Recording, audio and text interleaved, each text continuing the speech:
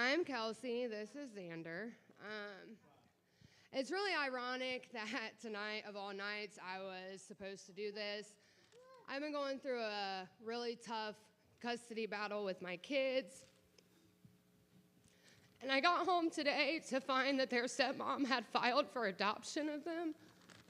She has no grounds. I know that. I know my legal rights. But the better you're doing, the more the devil will try to come at you from any area. This is what I'm doing to battle him back today. So just keep me in your prayers. Keep my kids in your prayers. They're suffering more than anybody else. So we do have some announcements. This Saturday, August 1st, from 12 to 4 is the Recovery Rally by Recovery Plus in Fairborn Against Heroin. There will be recovery speakers, free food, raffles, and a live DJ. Fighting Chance has a table, so come out, support it, give a hand if you can. Also this Saturday, SOS Ministries has their second annual Thunder in the Miami Valley from 10 a.m. to 2 p.m. It starts at Xenia Town Square. So now I'm going to hand this off to the worship team, and everyone can stand and worship.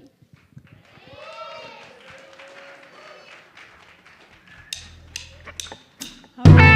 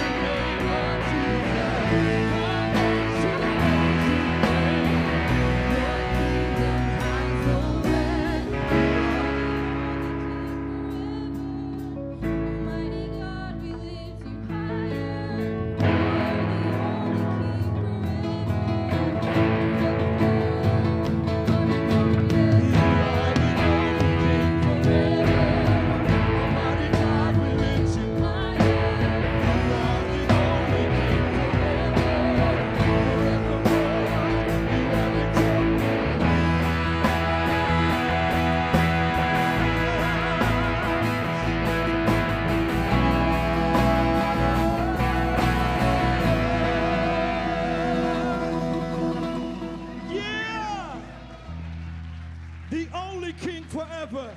What's that name? Jesus. Amen. All right, so we're going to continue praising and worshiping our God. This next one, I don't think we've done it in a while, but it's a good one. This one talks about God's love and how amazing it is and what it does for us as his believers so that we can go out and win people for Jesus. The chorus is very repetitive, but it's good because it gets in your brain and you know it. It says, "You make me brave, you make me brave. You call me out beyond the shores into the waves, into life's craziness and scariness." And we know, like Kelsey was saying, that God is by our side no matter what. When the devil's trying to stir things up and act a fool and be crazy and mess your life up, God makes us brave to go out and accept his love that crashes over us wave after wave after wave after wave because he loves us. Preach, Megan. So I invite you to continue worshiping with us.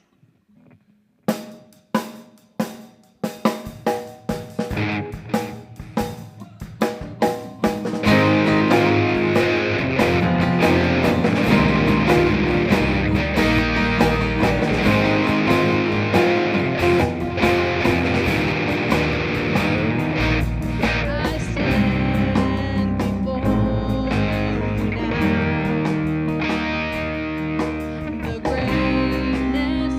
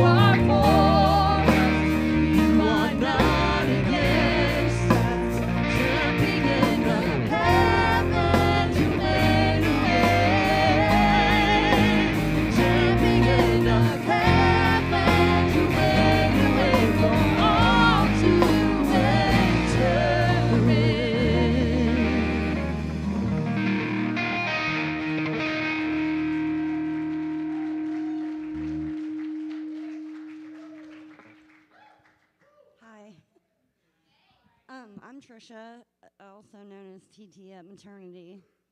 I am a sister of Christ, and I'm in recovery. And if you could please follow me in the serenity prayer. God, grant me the serenity to accept the things I cannot change, courage to change the things I can, living one day at a time, enjoying one moment at a time. Jesus did simply in the world as it is, as I would have it. But I surrender to your will so that I may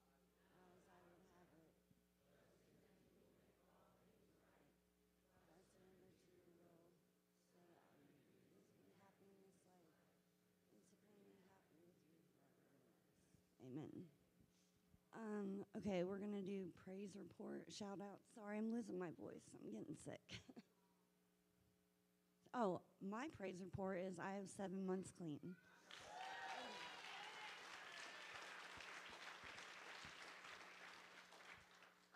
You in the back. All right. Sir. All right. Yeah. That's awesome. All right.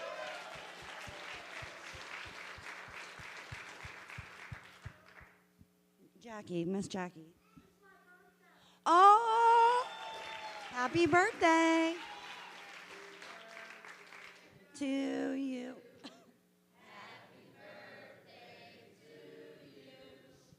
Happy birthday, dear Jackie.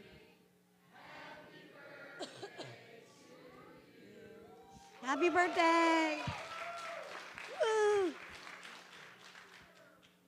Yes, you beautiful lady. All right.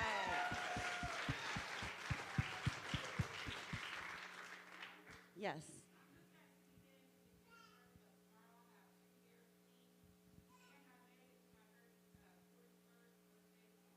Oh, that's awesome.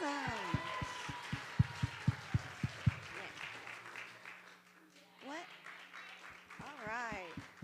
Yes, my roommate Shrey. All right. Happy birthday. Oh, another one? Yep. Woo! Yeah.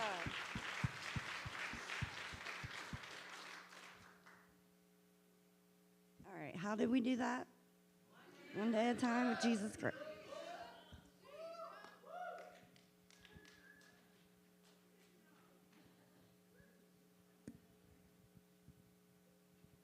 Good evening. My name is Brittany, and I'm a firm believer in Jesus Christ. I have 2.5 years clean. Thank you. So tonight I get to introduce a very amazing person that is been a big part of my life, in my addiction. A little bit in my recovery, but I just want to say how proud I am from where we used to be to where we are now. I am so grateful I get to be here tonight and listen to your story, and I love you. So can we please welcome Thron?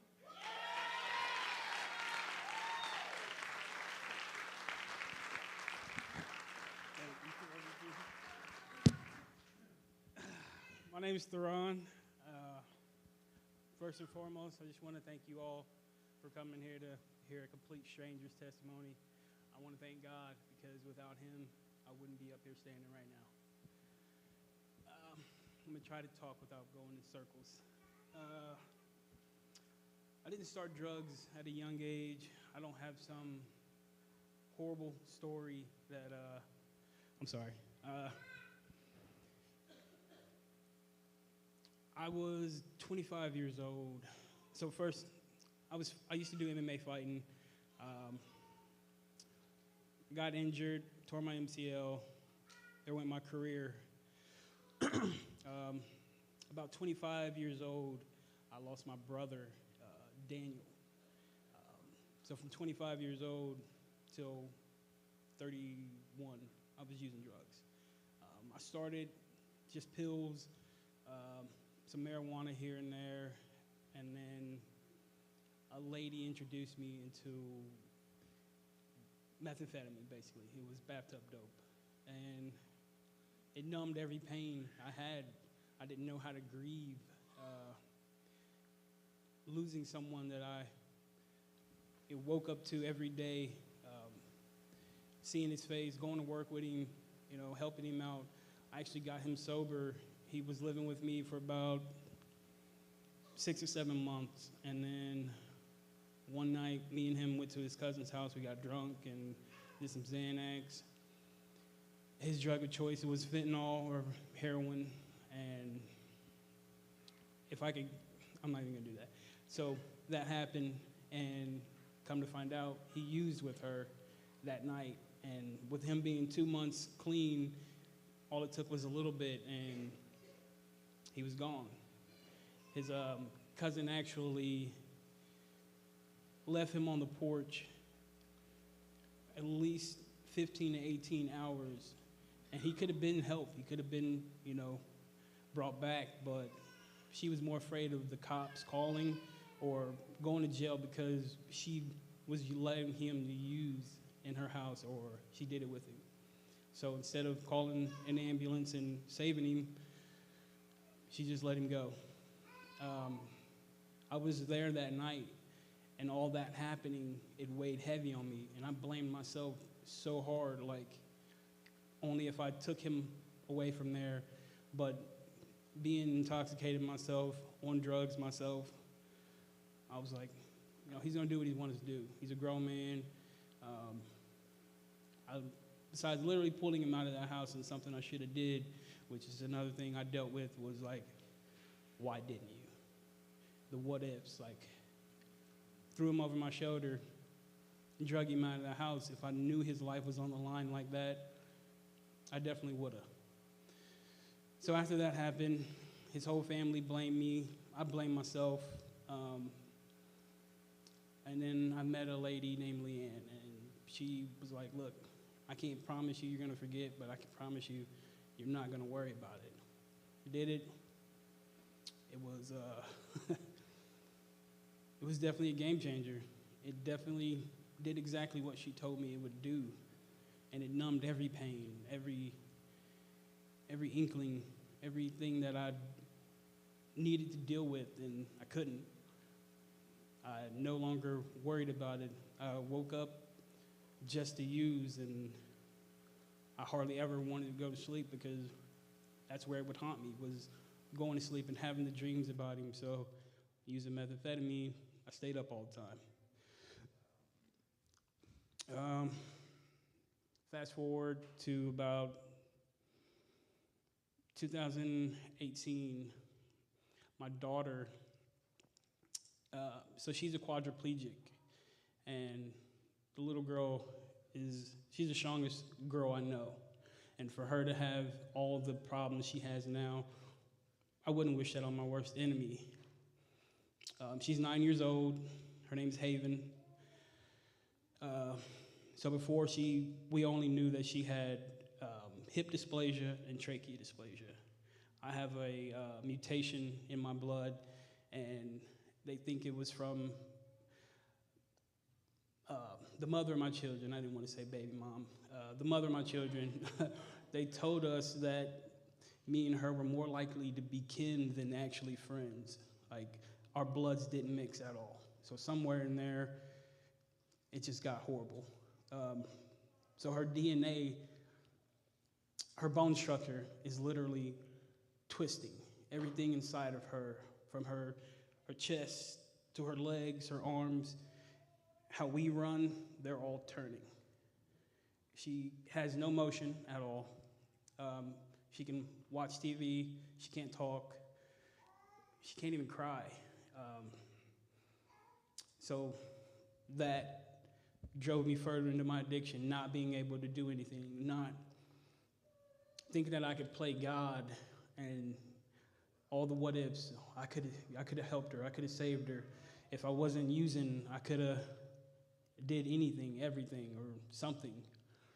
But I didn't. I was hiding in a closet somewhere, trying to keep out all the bad things, that being included. After that happened, the mother of my children, she knew we were breaking up, so she decided to do something, and I don't blame her today for it, but I definitely did then, and that was just another thing that I was holding on to as a resentment and using that as a crutch to say, well, you did that to me, so this is a reason I could be mad and, have this chip on my shoulder and blame the world. It was my fault as well as hers. So my son was born, and he has cerebral palsy. Again, they told us you should have never had another kid. Like, after having Haven and not knowing what happened there, not figuring it out, you should have never brought another kid in this world. And that was my intentions. I had no intentions on having another kid until we actually figured out what was wrong with her. Well, needless to say, we had another kid. I blamed her, and it wasn't her fault because it takes two to make a kid. After that, even further, I kept going down that rabbit hole with no sign of ever pulling myself out of it. I didn't know what God was. Only thing I knew was to wake up and use and go to sleep and do it all over again. 3 years ago, my mom passed. She had cancer. I was incarcerated when she beat cancer. First time she had endometrial cancer, she beat it. She caught bacterial meningitis, and she did 8 weeks at Sycamore for antibiotic treatment. And after that, they were doing a scan on her to figure out if it was gone. Well, during that scan, they found out she had a cancer mass on her main artery. They tried to shrink it. It didn't happen. It only actually got bigger. So it went from a quarter to a golf ball within 4 months, and a golf ball to about an apple in another 2 months. So they thought the only thing to do would be try some new trial drug. I have 11 brothers and sisters. As far as I knew, we all had to come to an agreement on what we should do for our mother. I lost my opportunity or my say-so because I was incarcerated. So it wasn't until after I got out of incarceration, I got to see my mom, and she was already dying. We tried to write to jail, ask him like if I could get out early. They wasn't going for it, but the survivor my mom was, she held on. My aunt told me when I actually got to hospice, she was like, she waited for you. And I got out of jail with this clear conscience, clear heart, like I'm doing the right thing this time. And for some reason, her saying that to me, it broke me down even more. Like, how can you say that to me, that she waited for me? So you're telling me she had to wait for me to get out of jail for her to go on, like to pass? So I may have taken that the wrong way, but it definitely didn't help me. So back out. I was supposed to stay up there at the hospital with her. I didn't. I just couldn't even look at my family because of what they did, and they didn't give me a chance to speak up and say, there's no way I'm going to actually give my mother something that we have never tested. We don't know anything about. It's still a trial drug. So the last days of my mom's life, she couldn't eat anything. She could only eat ice chips. And that was the last 7 days of her life. I couldn't even imagine the agony she went through. It destroyed me even further. My mom was my best friend. No matter what we went through, anything I did, she knew. I could never hide or lie to that woman. she just always knew. I wouldn't even have to tell her sometimes. She's just like, you know what, come here. I already know. It don't matter. It don't matter what you did. I'm your mother, so I forgive you. And not being able to talk to her when I got to the hospital, all I wanted to do and the whole time I was in jail was talk to her. I just wanted to know she was okay. I just wanted her to know that I'm okay, that I'm coming home. And my sisters were talking to me over the phone, and she's writing for her to be able to talk to me, because at that time she was going, and she couldn't even speak. So after that whole thing, I left the hospital. I was just trying to actually get some better clothes and stuff after getting out of jail. I went straight from jail up to hospice, and I left. I actually went over to a friend's house and stayed the night there. I couldn't handle it, so I chumped up and started using immediately.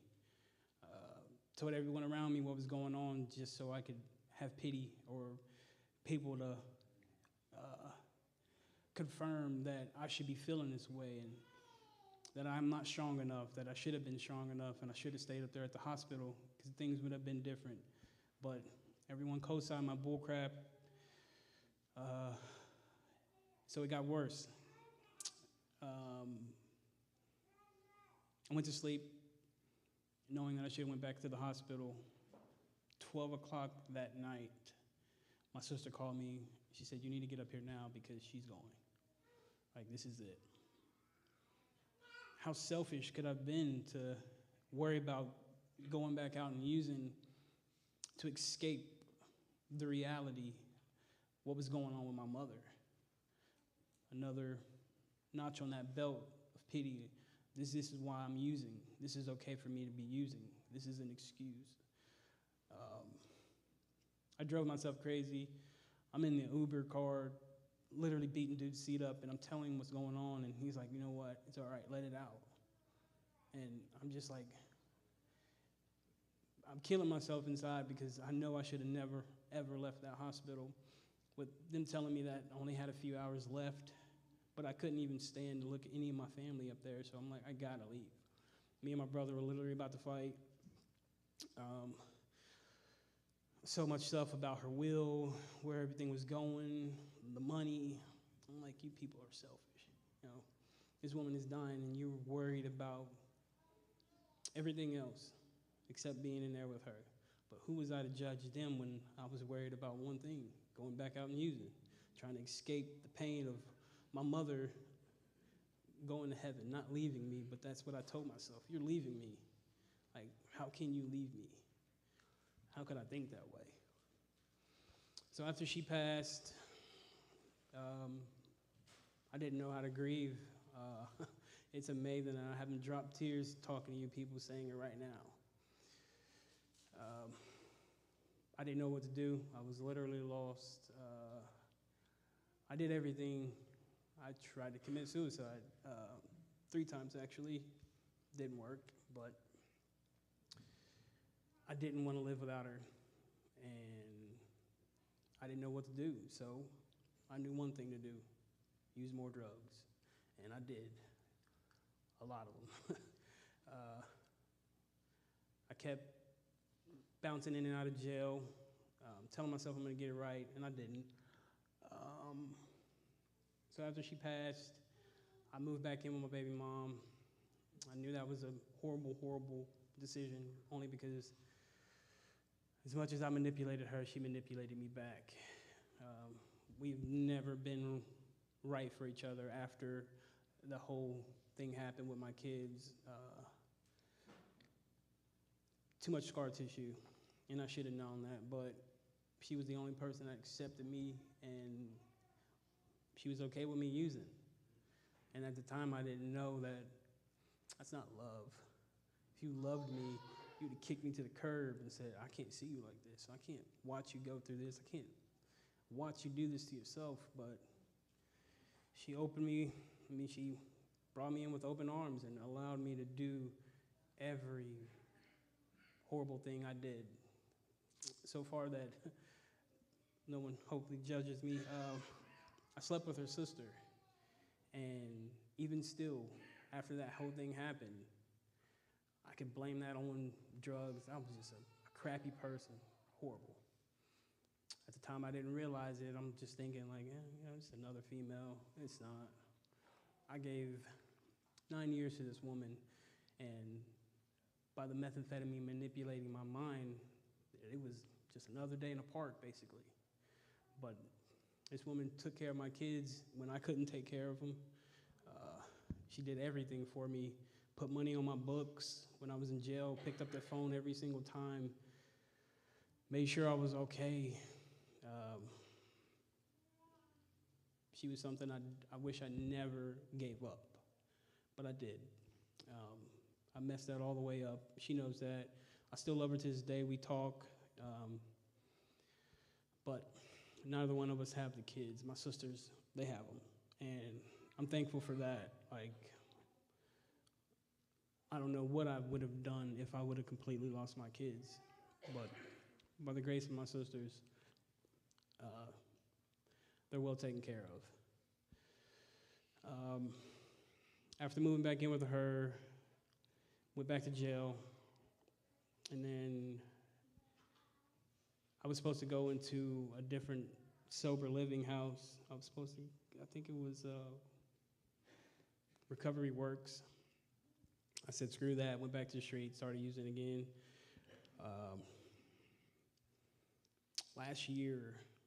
The year before last, I decided to get clean. So I'm like, you know what, this isn't working for me. Like, I'm hurting everybody around me. I'm using everybody to the fullest. This isn't a life for me. I want everything I had before. I want my kids back. I want my family back. Because everybody turned their back on me because I turned my back on them, so how could I not expect them to do the same? I got out of the Monday program. I was doing great. I should have never went back to Megan's house, the mother of my children. I told myself, this is going to be different this time. Complete lie. I was doing treatment through Monday program, going to it, successfully graduated Monday, got out, moved in with her. 2 months later, I was right back to using, and I didn't care. Like, I didn't know, like, what inside of me is broken that I can't quit. I didn't know the answer. I had no clue. After that, went back to jail. And I don't even know how. So I'm in Whole Truth Ministries, and Kyle Shaw, that was my blessing from God. Like, he delivered this man to me, and I had no clue who he was. In jail, they play a loop of his testimony every single morning. And if you've been to Montgomery County Jail in B-Pod, you've definitely watched it. And Lockhart was relentless. Get out of bed, come watch it. We watched it every morning, and every morning I ignored it. I emailed him just on a whim one day, like, you know what? This dude might be able to get me out of here. Called him. He didn't pick up. Emailed him. He wrote me back. He said, when are you getting out? I told him November 22nd. Didn't hear from him. So at that time, I just forget about it. Like, whatever. I guess I know one thing I'm going to do. Go back to the street. So apparently, I was on bus crew, and he's been trying to come see me for like a month now. Lockhart's sending me out at 5 o'clock in the morning to go hit the road, and he's been coming at like 9 o'clock, and we don't get back until like 5 o'clock in the afternoon. Never seen him. So I'm just thinking, this dude stood me up. Like, dang, I don't know how a female feels on a date. The grace of God, I ran into this man in the hallway, leaving for bus crew. He comes to the elevator. I'm like, I know that face. I've watched that face 100 and something times now. I'm like, are you Kyle Shaw? He's like, yeah. Are you Theron Nash? I'm like, yeah, I am. I've been looking for you. He's like, man, I've been here looking for you too. He's like, I own a sober living house. It's a faith-based program. I don't know if you're into it. And at that time, I'm like, faith-based? Wait a minute, I'm getting itchy right now. Because I didn't know God. When I was using, I told myself I was God. Not God, but I was like a God because, I don't know, just,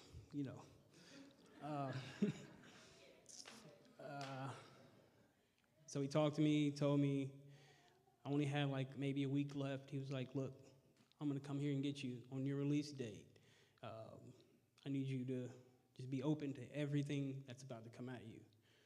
I'm like, you know what, if you get me out of here, bub, I'm on it.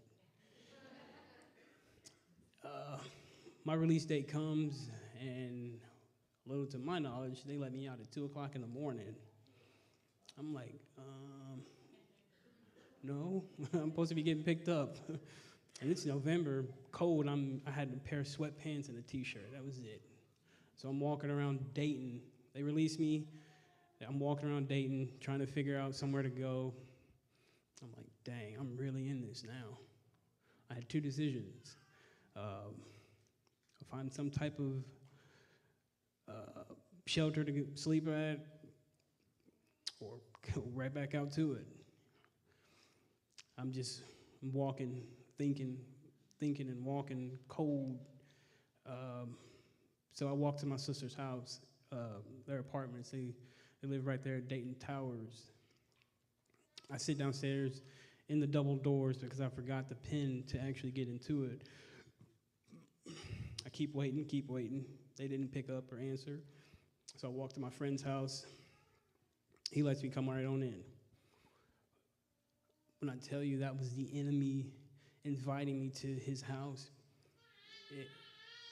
I'm like, what did I just do? Right there, smack dab in front of me, was everything I was looking for. And at first, I'm like, did my feet lead me here? Maybe. I seen it as a test from God.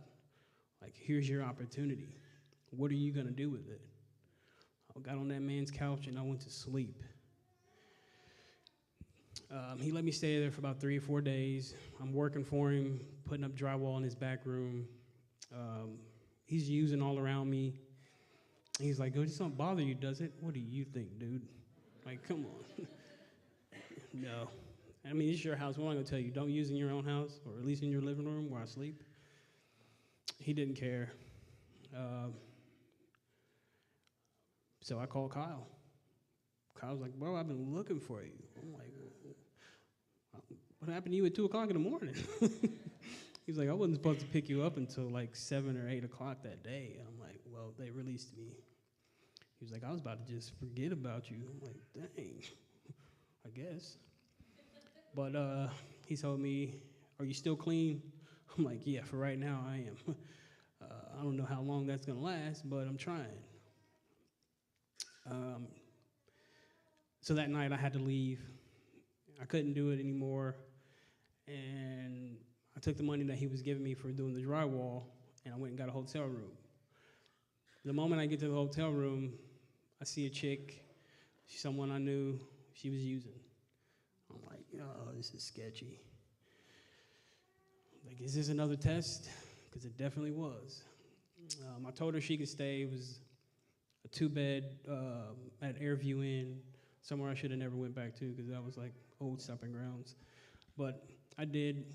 I let her stay. I took a shower. I'm just trying to wind down, chill, watch some TV, something I haven't done in a while. She goes in the bathroom. She's in there for a while. I'm like, I know she's in there using.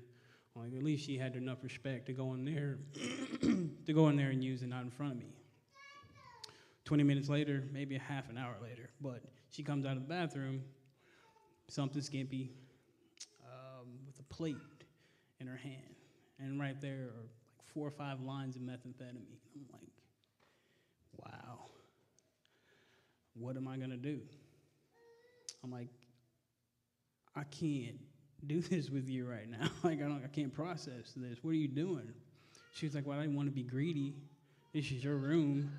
I'm like, Okay, I appreciate that. I'm going to need you to go, though. I don't have anywhere to go. I'm like, all right, I'm going to do you one better. I'm trying to be a gentleman. So I leave, completely pick up my stuff. I go back to my dude Carl's house. I'm like, can I just stay the night here? He's like, sure. That next day, Kyle picks me up. I'm like, wow. Sweating bullets because I'm like, what if she just like got something on me? Am I going to drop dirty? Because right when can you drop clean? That's the first thing Kyle said to me. I'm like, I sure can, hopefully. I know the mind and body is a crafty thing, and if we want something hard enough, we'll get it. Apparently, I didn't want it. I did, but I wasn't going to. So Kyle picked me up. He took me back to the house. We talked. He wanted to know my story. And as I'm telling you people, I was telling him, and he's like, you know what? You haven't said anything about God. And I didn't know how big he was with God. And this man lives and breathes Jesus Christ every day. So he just wanted to know, what are you thankful for? And I'm thankful for this opportunity. I'm thankful for you coming to pick me up. I'm thankful to be alive. After that, we get back to the house. He invites me. I meet all the guys, and everything gets weird for me. I'm like, oh man, sober living. That was the best thing for me, because everyone around me outside of that house, they didn't care about me. If they allowed me to use and do what I was doing and not take care of anything, have no responsibilities, you don't love me. I can proudly say today, every guy in my house I love. Every last one of them. They are my brothers under Christ. So Kyle, he worked wonders for me. And he will tell you today, bro, that wasn't me, that was God. But I still give it, I'm like, I don't know what you've seen in me, but you've seen something. This man has made me a house manager. I've been a house manager. After a month, I got there. And he's just continued to open doors and doors for me. And he's like, bro, that's not me, that's God. And it is. I had no faith coming into this program. I had no knowledge of who my Abba Father really was. I always thought it was my sperm donor. Oh, that man cared nothing about me. I don't know what I would have done if I didn't step into this house. This ministry has been everything for me. I'm trying now to become a deacon of my church. I have 14 months clean. Thank you. I'm back in my kid's life. I'm going to college. I'm trying to get my CDCA, and just so many. There's just bricks that I continue to stack on this foundation. Tyler told me. I was talking in circles to him one day. He's like, "That's a foundation, bub." The way I was explaining it, it was like a brick wall. And he's like, no, that's not a wall you don't want to put up. You're just building a foundation. So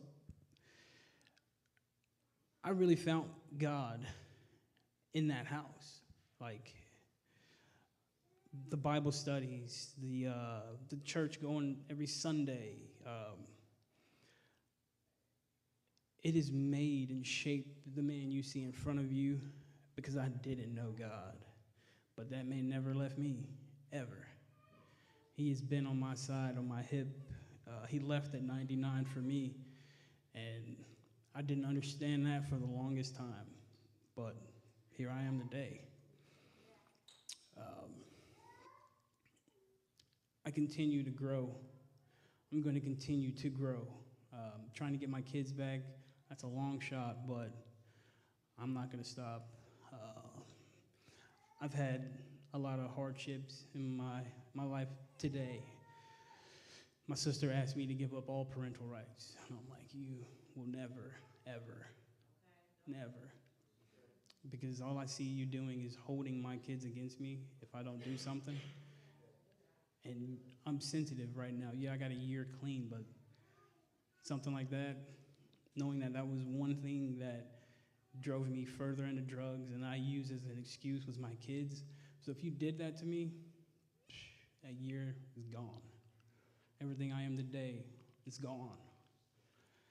And everything I am today is because of God and my good brothers around me and all my friends. Brittany's amazing. Me and her do go way back. And when I seen how amazing she was doing when I got out of jail, I was like, wow. Needless to say, she's come a long way. And she's crushed everything in her way. Everything. It made me want to do it. I'm like, if she can do it, I can do it. I'm just thinking that everyone in the world is standing still while I was in jail. That was not the case. People were getting sober. People were getting saved. Speaking of that, 4 weeks ago, I did get saved. I got baptized.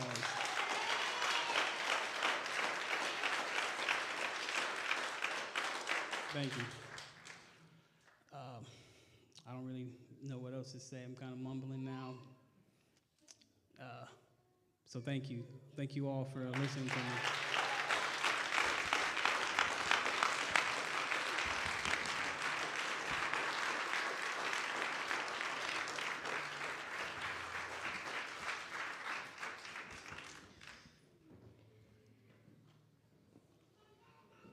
How many times did you hear him say, the grace of God? The grace of God. Do you know what the grace of God is? It's the power and love of God working in your life before you even recognize it, know it, and it's coming through the people around you to draw you into a relationship morning after morning, hearing the same testimony, but not pretending that you're not listening, but God's coming after you. God is coming. God loves you so much. God likes you. God just doesn't love you. He likes you. God likes you. You know why? You were created in God's image. He's crazy about you. That's what fighting chance is all about. The grace of God meeting you where you are and loving you enough, what? Not to leave you there, but to pick you up and move you on. Keep stepping for your children. Keep stepping, keep walking, keep taking the next step for your children. Wow. Become the man or woman of God that God sees you as being. Not the one you think you should be, the one that other people think you should be, the one that God is calling you to be and sees you as. God is crazy about you. He likes you. I want you to go to bed tonight going, wow, God likes me. After everything I've done, God likes me. Wow. I know He loves me, but He likes me. We have an opportunity at Fighting Chance. Dinner, worship, testimony, word, God's love and His provision is all around us. Right after this, it continues on. We have a group of men meeting right over here, studying about having a heart of the warrior.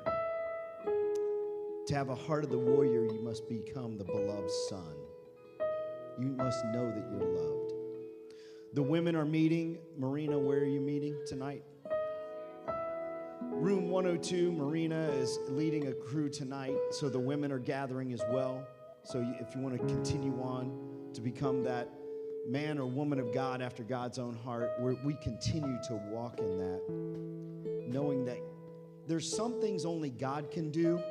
Can I get an amen to that? There's some things only God can do, but there's some things only we can do. We have to take the steps and walk in it. God is totally reaching out for us, but we have to take the next step, and He's going to. What's awesome is He even helps us do that. That's the grace of God. So if you would, please stand as the band closes us out tonight with a worship. I know that there's a break time right now, but if the guys can quickly take the break and then start, we don't have a lot of time. Like, we have to bridge from this to that. And ladies, go with Marina right away. So make your break, but come right in and let's get going. Let's get the Heart of the Warrior going, okay? So the prayer time is open. Prayer servants will be here to pray with you. I'll be here praying with you.